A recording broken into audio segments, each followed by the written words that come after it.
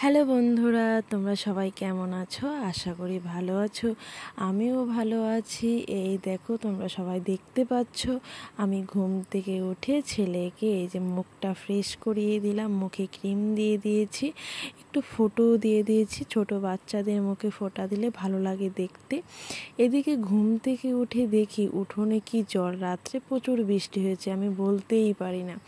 তারপরে দেখো দোকানে এসে বসে আছি, সকাল সকাল কাস্টমার আসবে তাই বসে আছি, টাইম পাস করছি।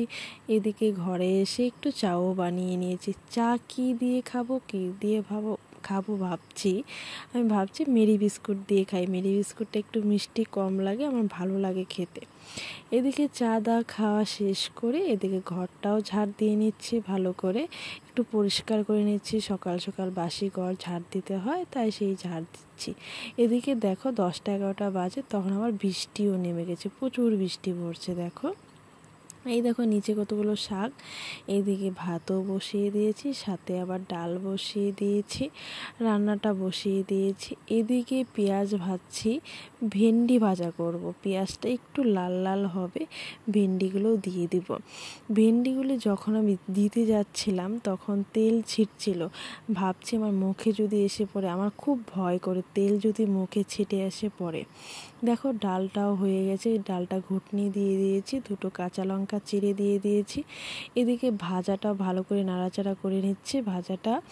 এদিকে ডালও সম্বাস দিয়ে দিয়েছি। ডাল সম্বাস দিয়ে এসে ওই যে বৃষ্টি হয়েছিল প্রচণ্ড, আমাদের উঠোনে এত জল লাগে কি বলবো বন্ধুরা। গ্রামের বাড়ি যারা, তারাই বলতে পারবে গ্রামের বাড়ি কি কষ্ট।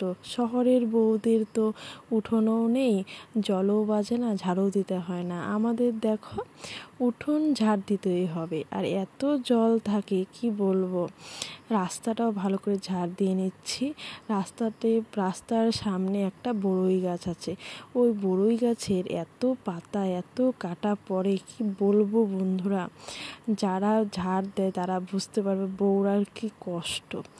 এদিকে দেখো ঝাড়টার দিয়ে এসে আমার ঘরের পিছনে দাঁড়টা এত মাটি কুড়ে কি বলবো। আর আমার ভালো লাগে না লেপতে, কী করব, লেপতে তো হবেই না, কাঁচা ঘর যেহেতু।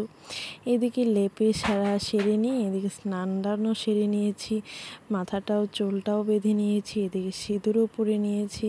মহিলাদের তো সিঁদুরেই মেন, সৌন্দর্যই হলো সিঁদুর। এদিকে খাওয়া দাওয়া সেরে নিচ্ছি। ডাল ভাত সেরকম কিছু নেই আজকে, ডাল ভাতেই খাচ্ছি, ভালো লাগছে না এতটা খেতে।